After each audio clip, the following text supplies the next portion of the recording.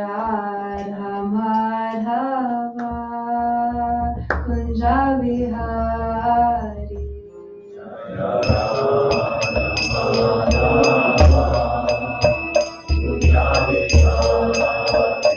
Jaya Radha Madhava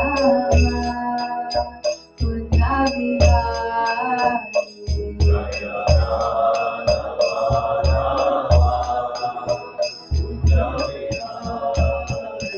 Jaya Gopi Rangavara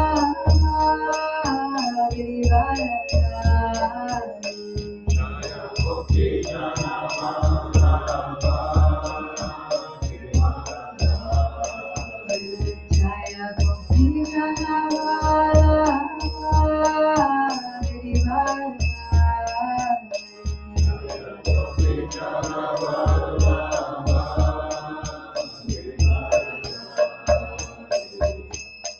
Yashodanandana Bhaja Janaranjana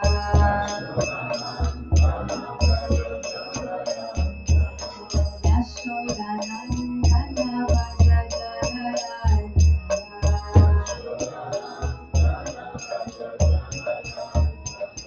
Yamuna Tira Vanachari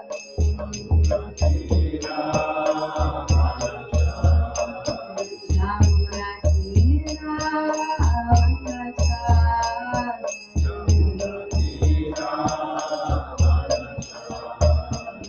Jaya Radha Madhava Kunja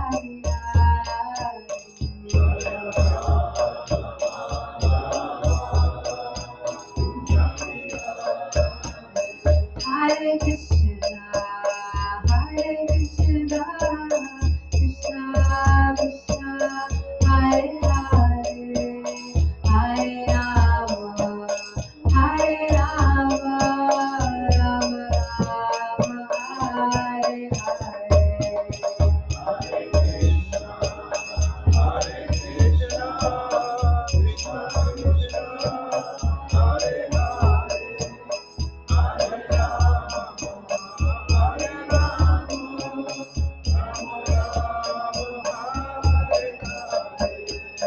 Hare Krishna, Hare Krishna, Krishna Krishna, Hare Hare, Hare Rama, Hare Rama, Rama Rama, Hare Hare Krishna, Hare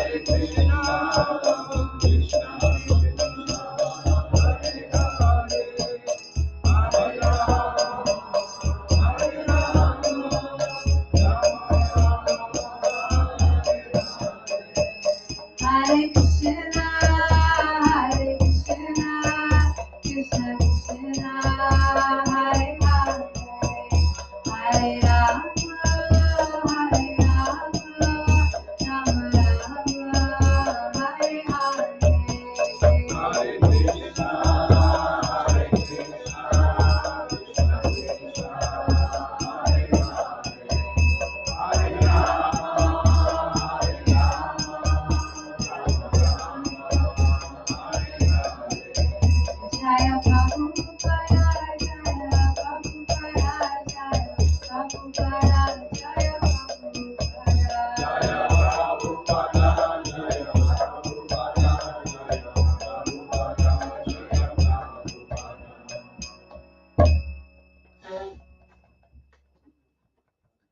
And if you know the prayers, you can join me. Om Agyanatimarandasya Chananjana Chalakaya Chashurumiritam Jena Tasmai Shri Gurave Namaha Shri Chaitanya Mahavishnam Sthapitam Yena Bhutale Swayam Rupa Kadamaya Dharishvamandikam Vandeham Shri Guru Shri Yudapadakamalam Shri Guru Vaishnavamscha Shri Rupam Sagrajatam Sahagana Tam Sajivam Sarvaitam Savadutam Parijana Sahitam Krishna Chaitanya Deva Shri Radha Krishna Pada Sahagana Lalita Shri Vishakamitamscha He Krishna Karuna Sindhu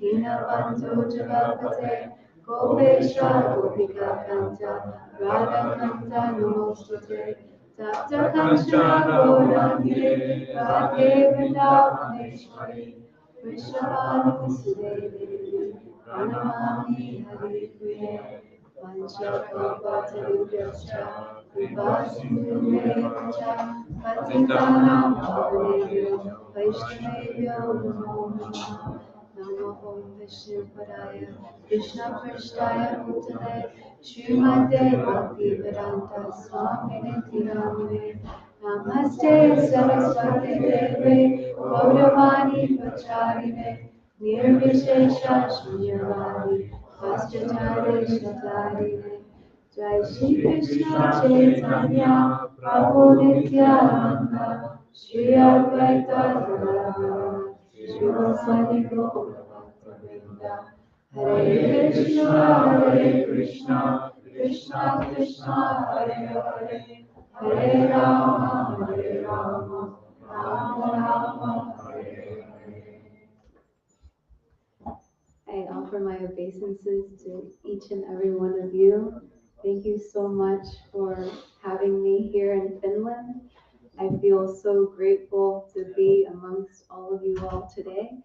And I also feel very, very shy and nervous to speak among such exalted Vaishnavas, and I am not qualified and sincerely beg all of your blessings to be able to speak for my own purification and as a service to Sri Sri Gornitai and all of you all. And I pray that it inspires you in some way closer to Krishna.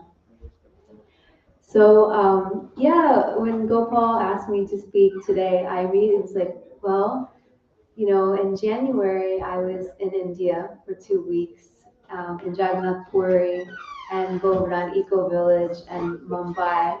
And then right before coming here to Finland, I was in Vrindavan for 9 days.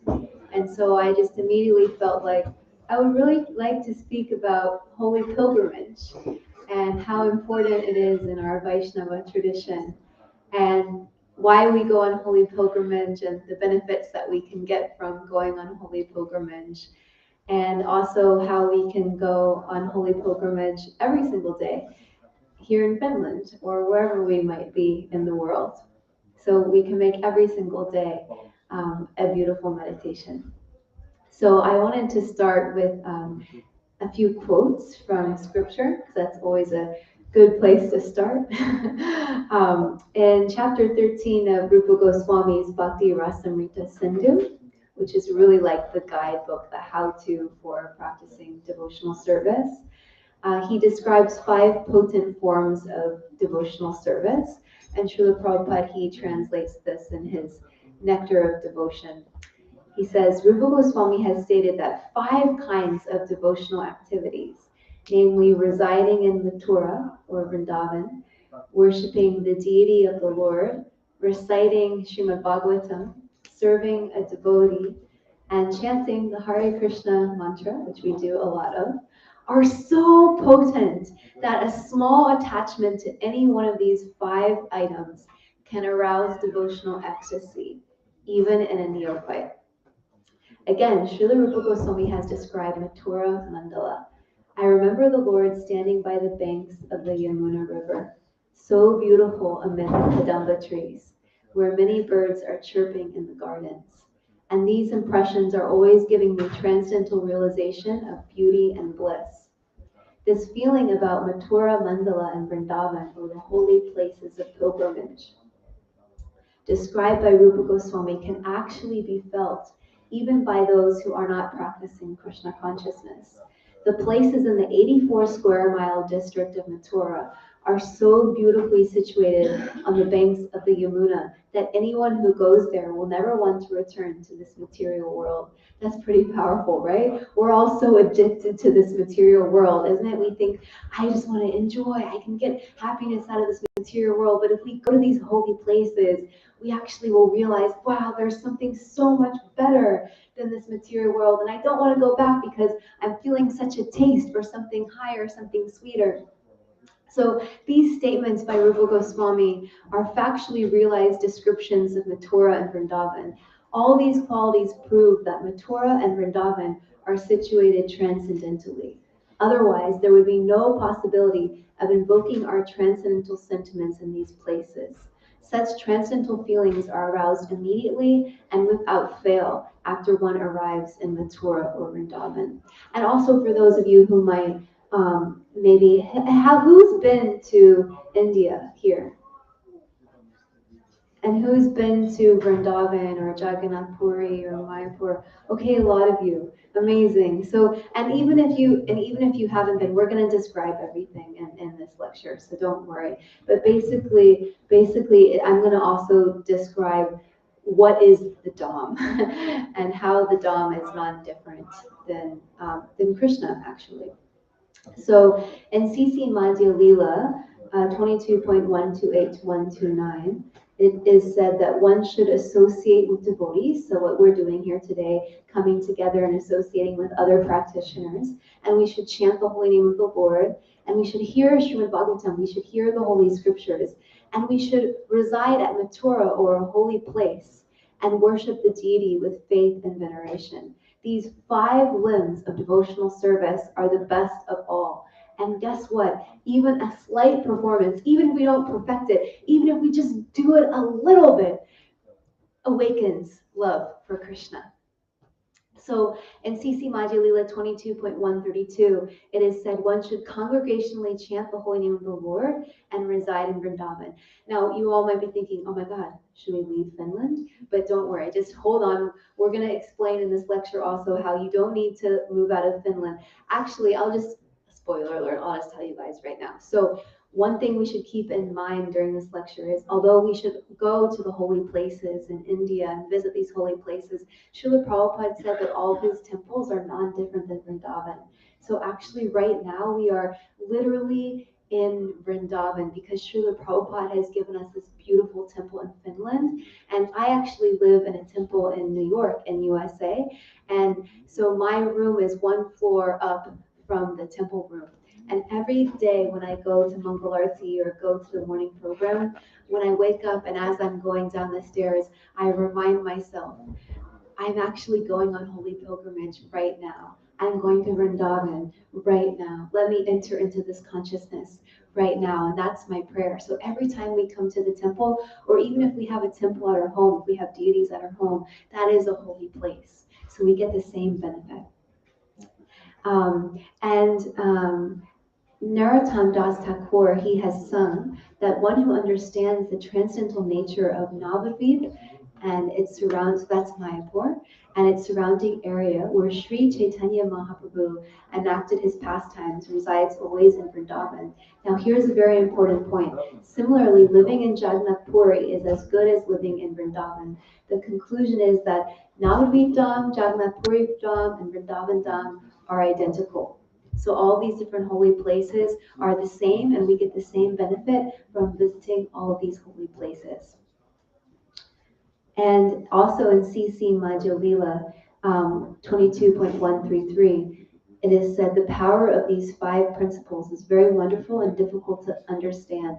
Even without faith in them, a person who is offenseless can awaken his dormant love of Krishna simply by being a little connected with them. So even if we're like, I don't know if I really believe like what this girl is saying on this seat, like if we just do it, like Nike said, just do it. Even if we just do it, like we get the benefit. And by doing it, the faith comes. So sometimes people say like, yeah, I don't really believe in chanting Hare Krishna. That's okay. You don't have to believe in chanting Hare Krishna.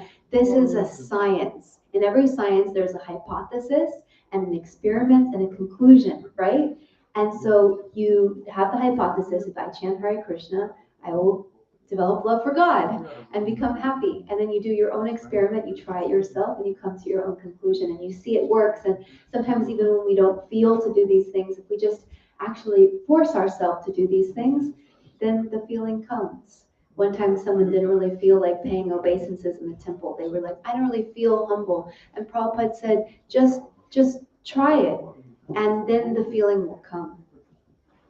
So I want to read one last beautiful quote. It's about Maharaj Ambarish, who's a beautiful character in the Srimad Bhagavatam, and it's talking about how he actually perfected his life in devotional service.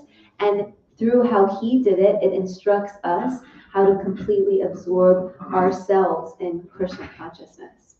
So Maharaj Ambarish always engaged his mind at the lotus feet of Krishna. His words in describing the spiritual world and the Supreme Personality of Godhead, his hands in cleansing and washing the Lord's temple, his ears in hearing topics about the Supreme Lord. So you guys get a theme here? All of our senses. His eyes in seeing the deity of the Lord in the temple, his body in embracing Vaishnavas or touching their lotus feet, his nostrils and smelling the aroma of the tulsi leaves offered to Krishna's lotus feet, his tongue, we're going to have a nice feast today, his tongue in tasting food offered to Krishna, his legs in going to places of pilgrimage like Vrindavan and Mathura or to the Lord's temple, his head in touching the lotus feet of the Lord and offering him obeisances, and his desires in serving the Lord faithfully. And this way, Maharaj Ambarish engaged all of his senses and the transcendental loving service of the Lord, and as a result, he wakened his dormant loving propensity for the Lord's service. So we can have this exact same opportunity every single day in Krishna consciousness. It is so beautiful. And so what is Vrindavan? Chaitanya Charitamrita, it explains that when Krishna descends to the material world, right? Krishna, God, like just wrap your head around this for a minute. Sometimes, we think God is so far away, but God actually came to this world a little over 5,000 years ago, and he was actually here on this planet, which is so far out if you think about it. And he brought this same Vrindavan with him, just as an entourage accompanies an important personage. Because when Krishna comes, his land also comes. Vrindavan is considered to exist beyond the material world. Therefore, devotees take shelter of the Vrindavan in India, for it is to be considered to be a replica of the original Vrindavan in the spiritual world.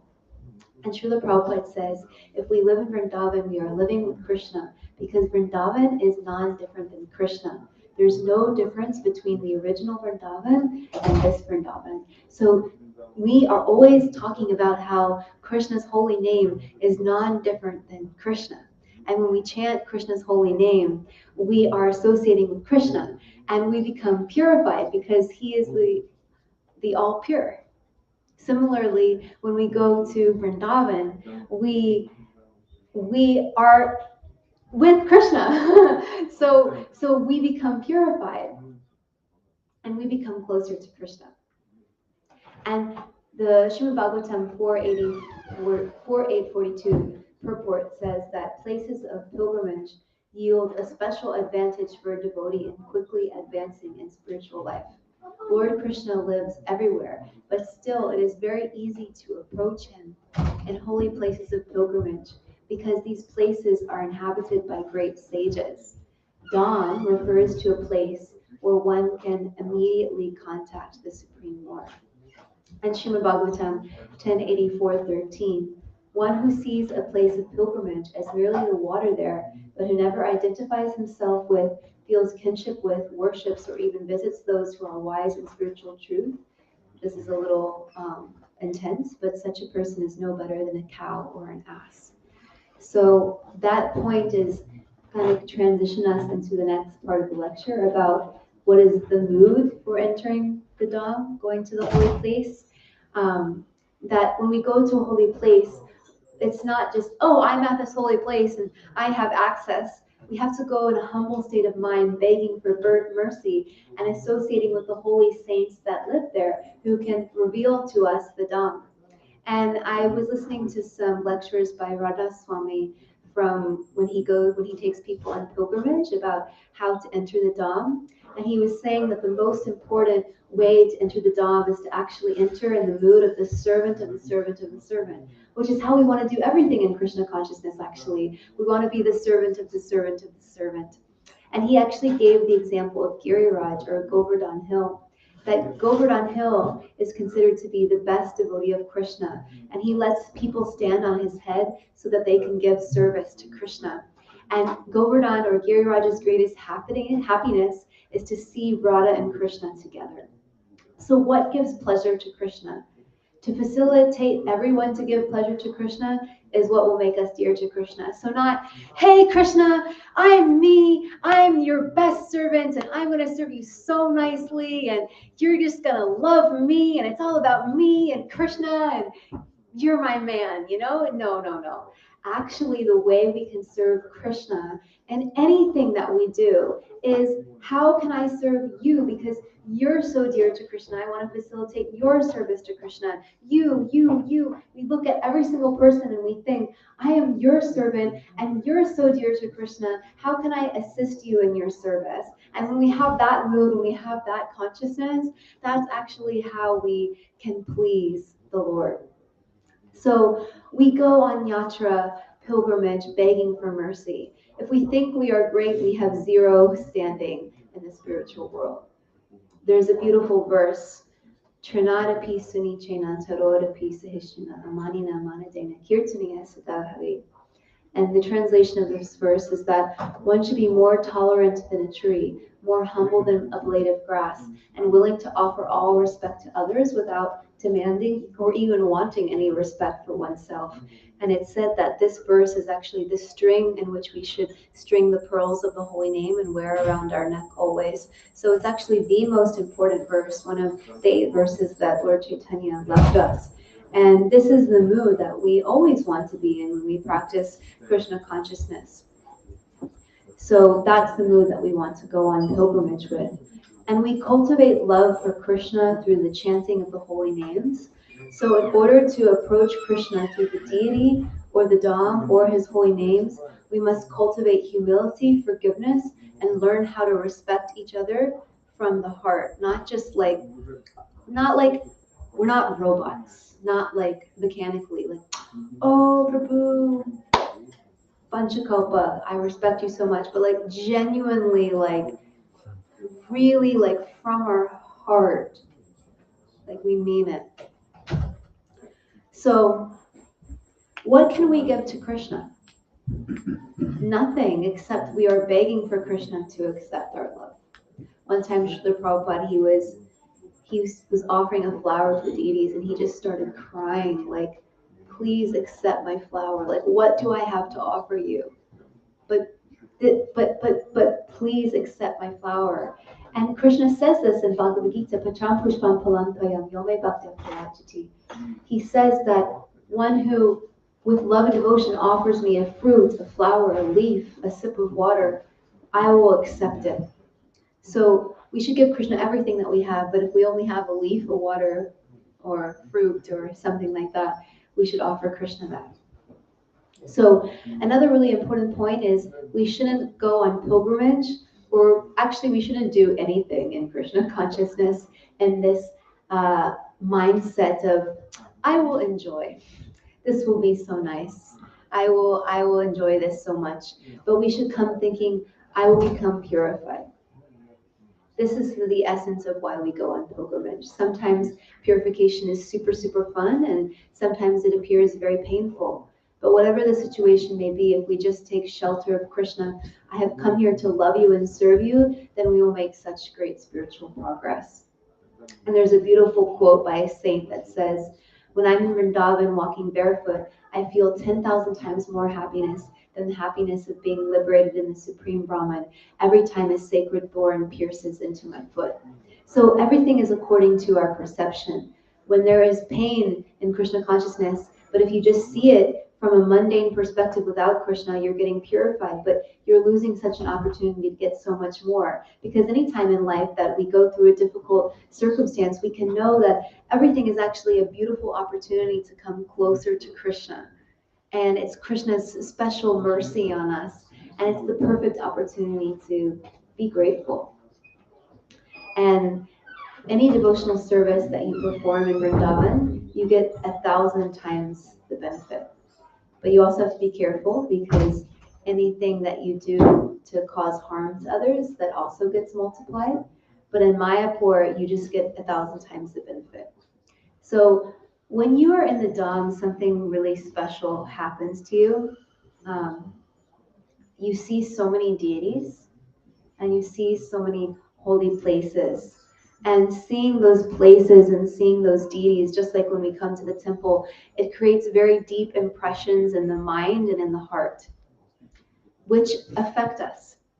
And when we go to the Dham with devotees, because devotee association is so important, when we come back, we feel separation or longing from the Dham, but we also feel the separation and love and gratitude for the devotees who showed us the Dham.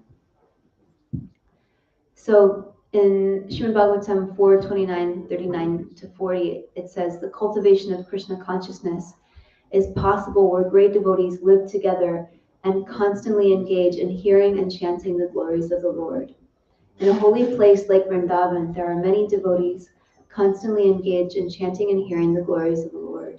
And if one gets the chance to hear from pure devotees in such a place, allowing the constant flow of the river of nectar to come from the mouths of pure devotees, then the cultivation of Krishna consciousness becomes very easy.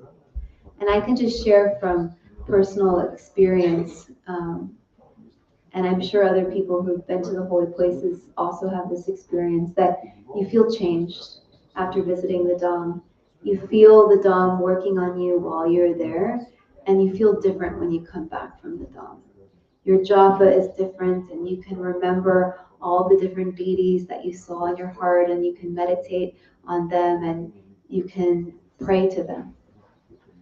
And if I can give one word of advice for anybody who might be now thinking, sign me up to go on holy pilgrimage, is that when we're in the Dham, it's always good to chant extra japa and read extra, and don't engage in mundane conversation, and don't criticize devotees or anyone, which is something that we should never do anyways. And you can just spend time at the different holy places and just be with them. You know, Krishna, and this is something we can do here today in Finland. Like, Krishna consciousness is actually so simple. Prabhupada says it's simple for the simple and complicated for the complicated. Prabhupada says that when he was in Vrindavan from 62 to 65, when I lived here, I would sit in these rooms and chant Hare Krishna and see the samadhis of Jiva and Rupa Goswamis. Just by thinking of how they wrote, I got courage to write. I would type and cook a little. I lived very simply, content to be in Rupa Goswami's presence. So sometimes we think, and I'm speaking to myself because I'm a New Yorker, so New Yorkers think, we gotta do big things. And if we're not doing big things, what are we doing? So I'm speaking to myself right now. But actually, it's enough to just chant Hare Krishna and offer Krishna a flower and be kind and serve Prabhupada's mission however we can. So now the question is, how can we go on holy pilgrimage yatra and live in the Dham even while our body is in the West or in Europe? There's a beautiful quote by Shivaram Swami, and he says, as years passed, I became suitably acclimated to India, and my taste for pilgrimage grew, as did my attachment to the Dhams and to Lord Gauranga and Krishna. Thus, aside from associating with senior Vaishnavas, my main interest in visiting Mayapur and Vrindavan was to immerse myself in the Lord's pastimes, and that immersion opened a new vista of Krishna consciousness for me. And yet, once I boarded the plane and left the Dham behind, as time passed, I would find my enhanced Krishna consciousness gradually fading. I couldn't live in Vrindavan, but I realized that I couldn't progress in Krishna consciousness without doing so. Then one day I came across the following verse. Krishnam smaran janam chasya krishnam nija samihitam tatat kata ratascha priyad vasam vijay sada. The devotee should always think of Krishna within himself and should choose a very dear devotee who is a servitor of Krishna in Vrindavan. One should constantly engage in topics about that servitor and his loving relationship with Krishna, and one should live in Vrindavan. If one is physically unable to go to Vrindavan, he should mentally live there. Live in Vrindavan mentally. With that simple instruction, Srila Prabhupada answered my quest to perform pilgrimage continually. It was immaterial whether my body was in the USA or the UK. If my mind was absorbed in the Lord's dham and pastimes, I could be in Vrindavan and be with Krishna. To nurture remembrance of Vrindavan, I began to read the Parikrama books available at that time, as well as books by our acharyas, like Rajavilasa Stava. Just as I chanted japa when I visited pastime places in India, I could now visit pastime places while chanting japa in the West. And like I said, Prabhupada said that all of his temples are non-different than Vrindavan. And I just wanted to share one personal story of kind of like my life and like my realization about this, because actually I was like a yogi before I started practicing Krishna consciousness.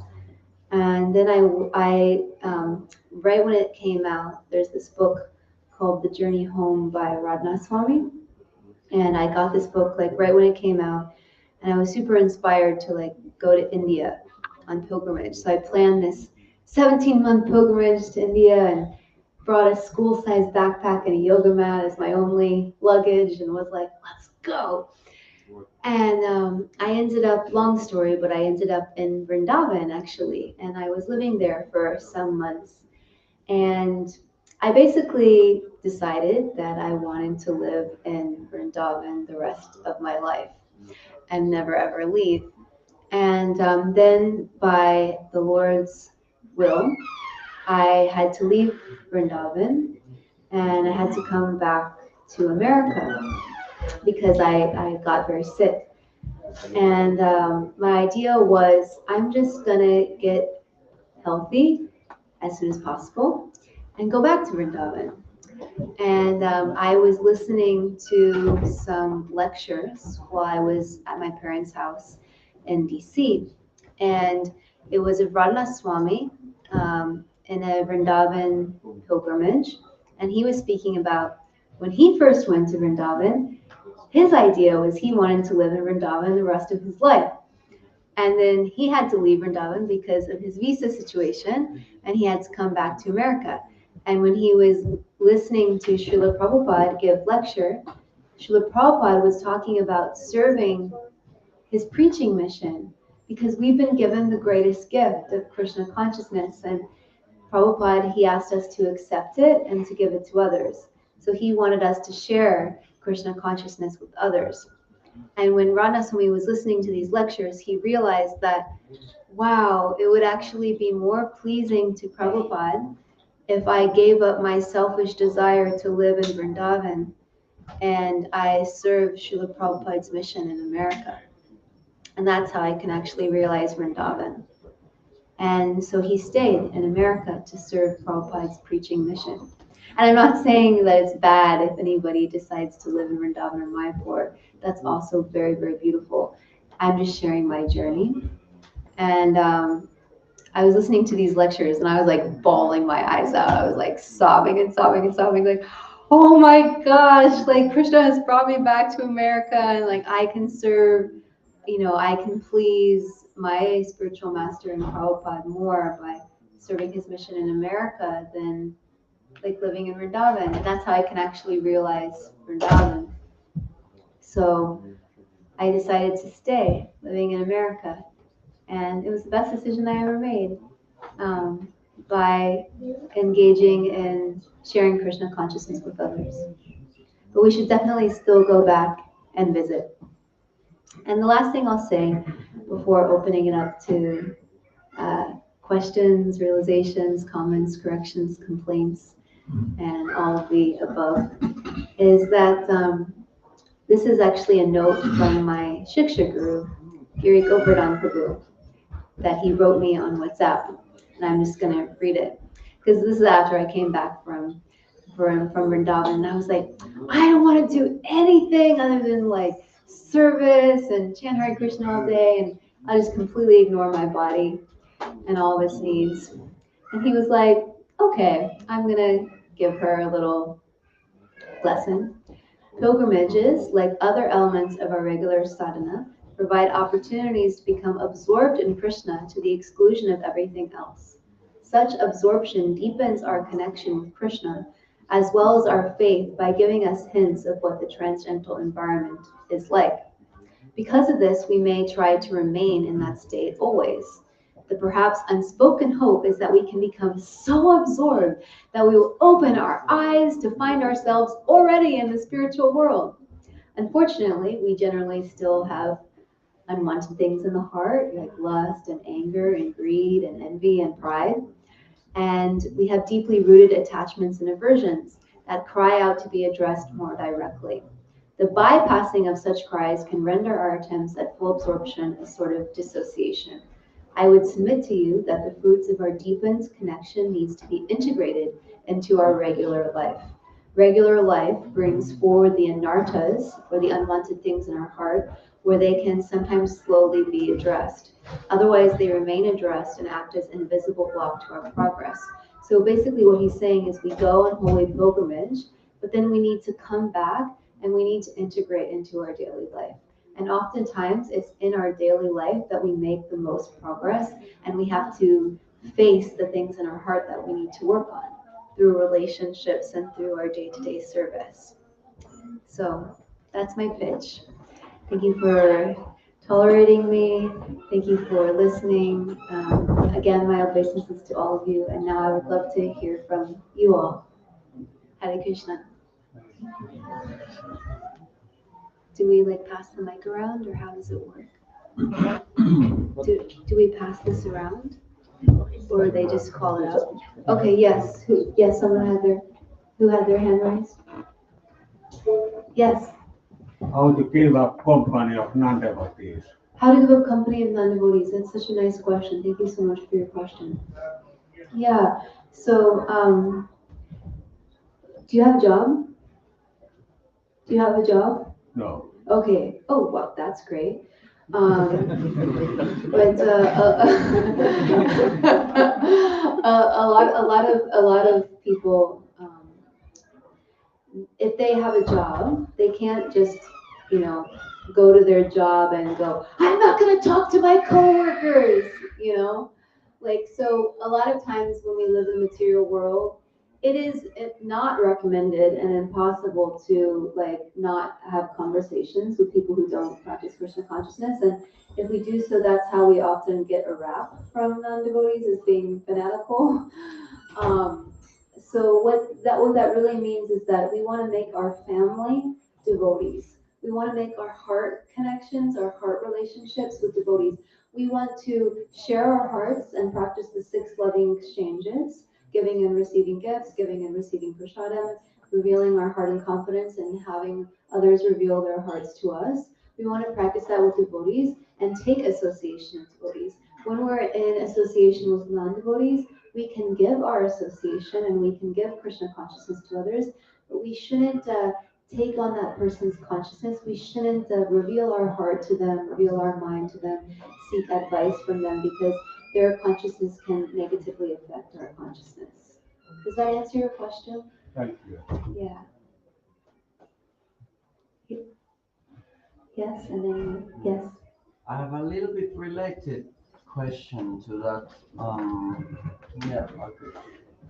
Although that I just don't have the question very clear, but hopefully it will. Yes.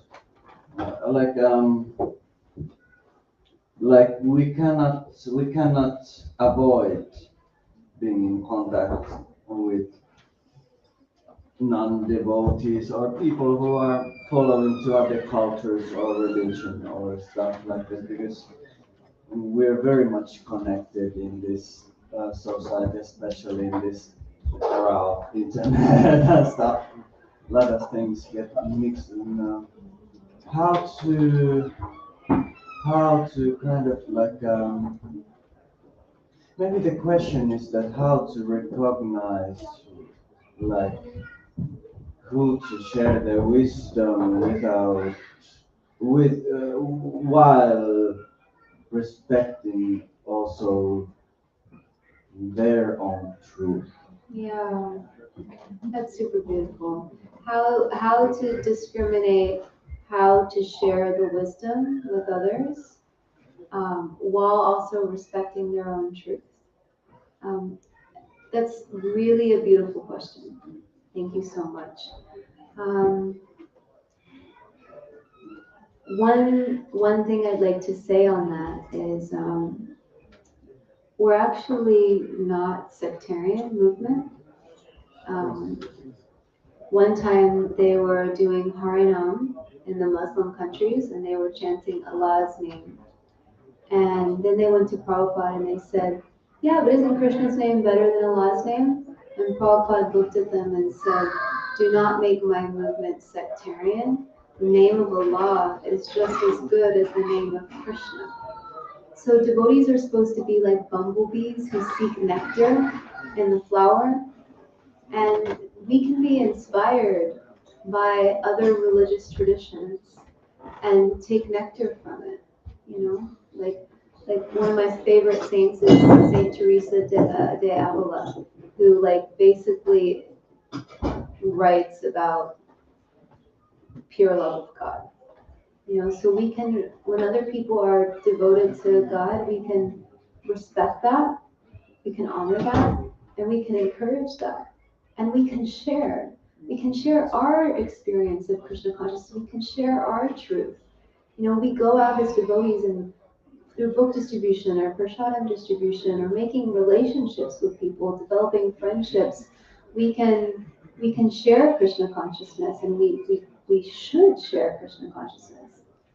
You know, and at the same time, like Lord Chaitanya, he listened to Sarvabhauma Bhattacharya for 7 days.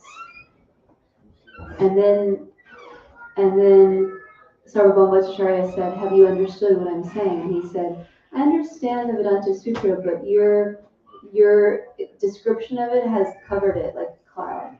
So, but the point of what I'm saying is that he first respected him, developed a relationship, then that person's heart opened, so he trusted him, and then he was able to share the absolute truth.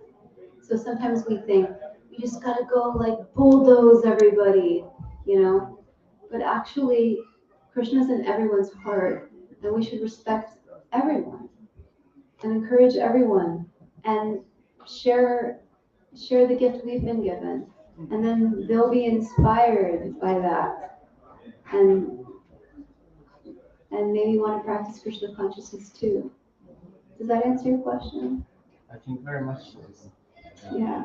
I just want to give some other people opportunity. Excuse me. Yeah. Thank you. Yes.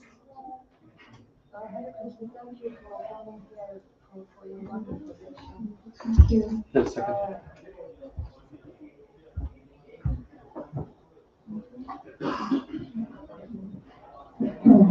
I would like to know how to overcome laziness in Krishna consciousness. Yeah.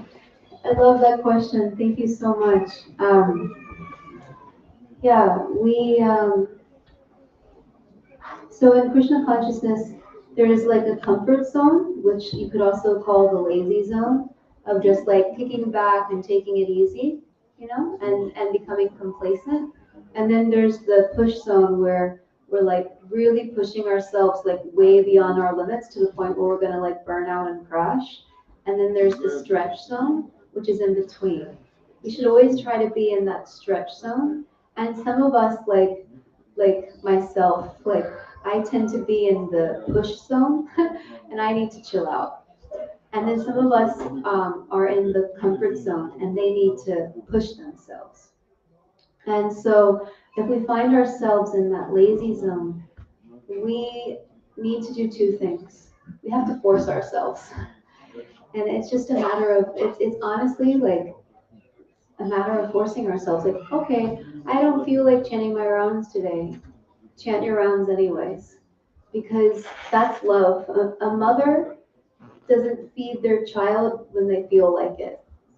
A mother feeds their child no matter how tired they are from not sleeping.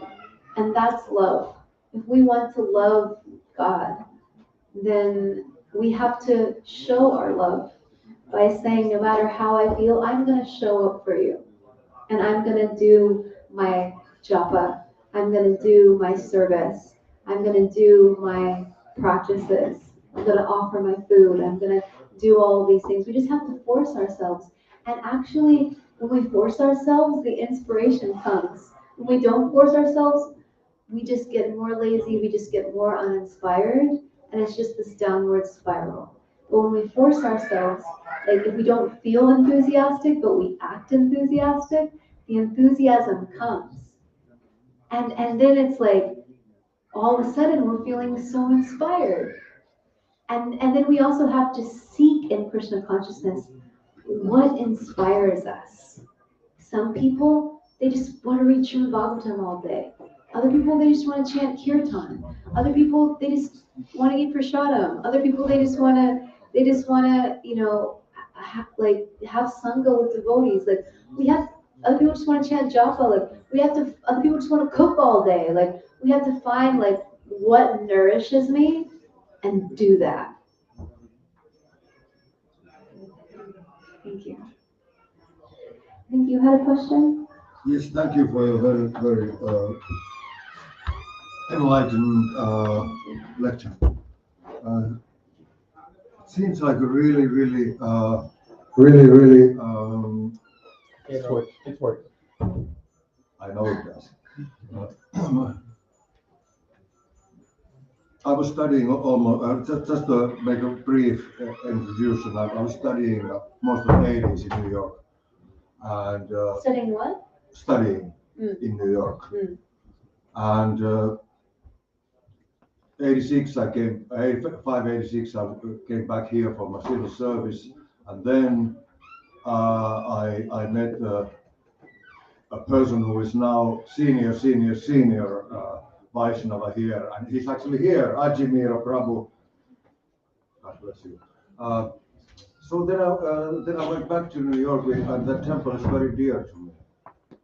So it's very glad to hear that you are from there. And I would like to just know, since America is somehow holy land to me, and Vrindavan is everything. How is New Vrindavan, and how is just the overall picture about farming communities in the U.S.? Farming communities. You want to know about farming communities in the U.S.? Well, just Specifically. in general. Like all the temples are specifically farming communities. Specific farmer communities, Yeah, they're doing super great. So New Vrindavan is a farm community in West Virginia, established by Srila Prabhupada. And they actually don't do that much farming there because the land isn't super fertile, but they have loads of cows. And they have Prabhupada's Palace of Gold, which is so beautiful, and they have beautiful deities. And it's really like a tourist place. Like loads of tourists come and take darshan and visit the place. I would say like the biggest farm community in America is actually Gitanagari. And I actually lived there for 5 months last year. And they have about 80 cows, and they've supplied ahimsa dairy for many of the temples up and down the East Coast. And they do grow loads of food and have a CSA, which they're providing vegetables to other temples and other devotees, and it's really beautiful. And then there's also some other small farm communities in America, in Florida, and also in Tallahassee, and a few other places. They have like some small farm communities, North Carolina, things like that. So they're doing well. Thank you. And I just, tell me when to stop. Yeah, now. Okay, great. Sorry.